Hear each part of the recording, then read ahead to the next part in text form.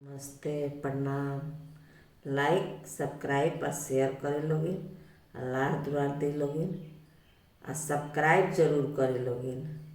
बहुत मेहनत से गाना गा के सुनाओ तनी।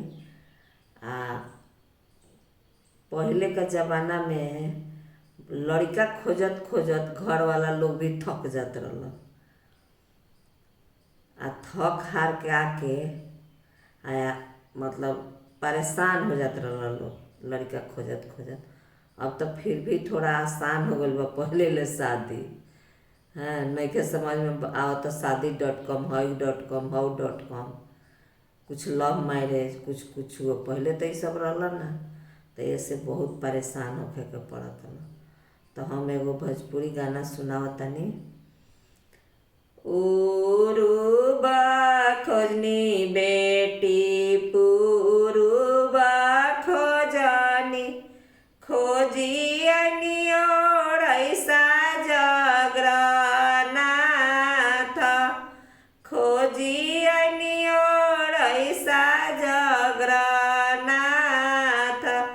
तोहरा जुगुत बेटी बड़ नाही मिलेला। अब बेटी रहेलू कुंवार तोहरा जुगुत बेटी बड़ नाही मिलेला। अब बेटी रहेलू कुंवार। जाई जाई पापाजी अयोध्या नगरिया जाई जाई चाचाजी अयोध्या नगरिया।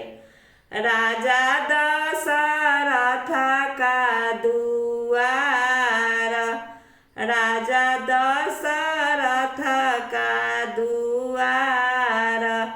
उनही का बारे चाचा चारे गो लाला नावा चारो भैया बारे कुंवार चारो भैया बारे कुंवार।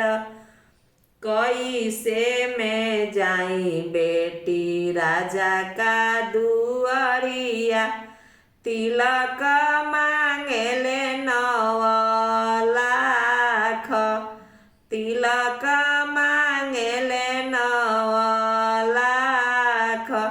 ससुर मांगे बेटी सोने के कटोरावा भसुर मांगेले धेनु गाय भसुर मांगेले धेनु गाय।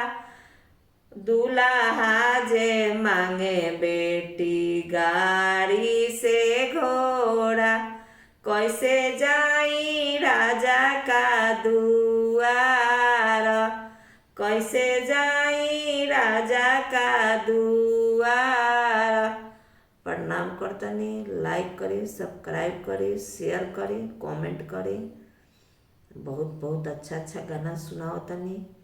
आप लोगों को अच्छा लगता हो तो कमेंट ज़रूर कीजिए, तभी हौसला बढ़ेगा, नहीं तो नहीं बढ़ रहा है।